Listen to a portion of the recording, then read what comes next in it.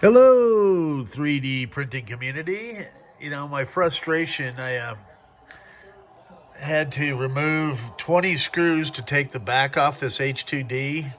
And I'm looking around going bananas. Like, where did the spring go?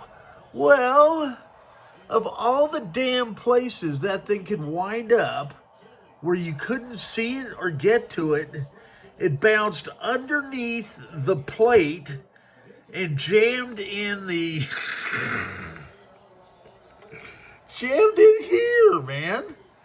See that spring? That's not supposed to be there. That is my tension spring for the extruder. And as you can see, there's a bunch of other stuff that I would have never caught.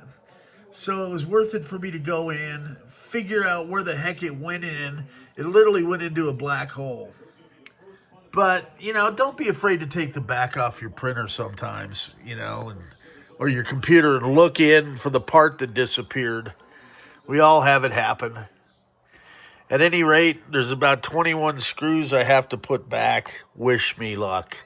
I'm not going to muck with anything else outside of maybe vacuuming out some little fragments. But this design is a lot better than the earlier Model X1Cs for sure.